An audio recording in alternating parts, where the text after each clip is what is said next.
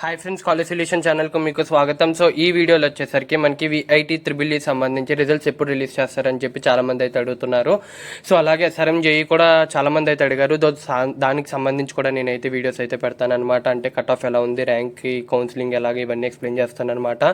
So ప్రస్తుతానికి అయితే మనకి విఐటి త్రిబుల్ ఈ సంబంధించి మనకి ఎగ్జామ్ రిలీజ్ డేట్ వచ్చేసరికి 3rd మే అయితే ఉందన్నమాట. అంటే టెంటేటివ్లీ అంటే అది ఎగ్జాక్ట్లీ 3rd మే రాకపోవచ్చు, దాని తర్వాత అయినా రావచ్చు.